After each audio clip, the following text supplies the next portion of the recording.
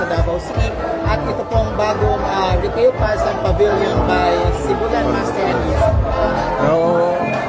Kami sa city government, supporta dyan ni basta more investors means more job for fellow Davaoenos. Mo dyan na akong unsa di na diya, karang priority. No?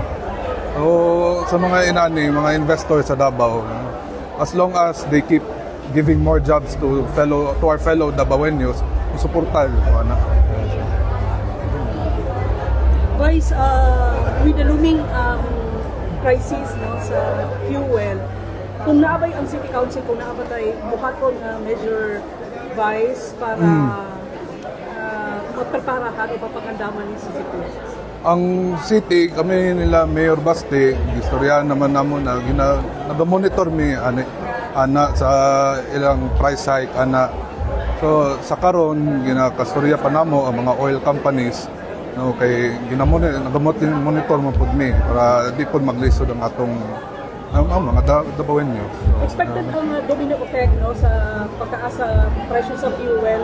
Kung nakapatay task force nga i-create para to-monitor yung passive monitoring sa prices nato, especially sa basic commodities. Ano sa ma'am? Basic commodities, kung nakapatay task force na si Mayor Baste na siya yun sa plano ma'am.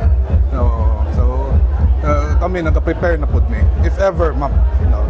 So dili man matakabalo kung ano sa pamandud ni naga-prepare na mi o naga-ready na pod mi Mayor Baste o kato gina-monitor jud namo no we're always talking with the oil companies there is Davao so far okay man ang among gistoryaan pero magtinabangay lang ma'am.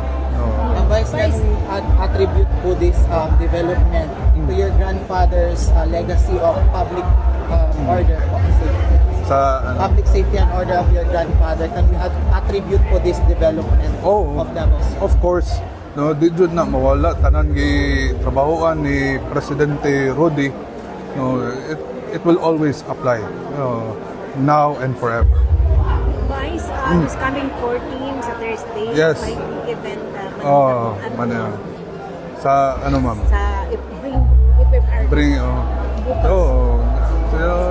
I hope na all of our supporters maka-adto no it's dakog tabang na ang ilang pagampo sa akong lolo no recently gikan naman pud ko dito si Mayor Baste pud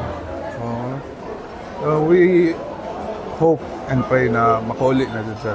So kini murag boost na sa iya ng mga this coming Thursday na event ay dili lang man pod kita dagan man tao na gimingaw siyang legacy tanan iyang gitrabahoan diri sa atong nasod na dili masayang na Murag fed lang ka last nagdahig Vice no? Kumusta si President Vice? Kami nangatawa raman mi kay wala man mong gistoryaan trabaho na ako unsa akong nabuhat trabaho na mo ni Mayor Baste wala kami nagstorya about politics mga ana unya gisultian pud ko niya na unahon jud permi ang mga tao kay sila nagbutang sa imuha diya. In terms of health, kumusta siya? Health naman sa mga doktor napod diyang mga lawyers naga-monitor pod okay sige gani mig Coke Zero sulod. Ibangas gyapon Vice. Ibangas gyapon siya.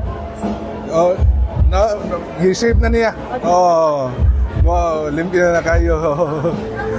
Vice na pa, kinsay mo puli sa imong slot sa City Councilor?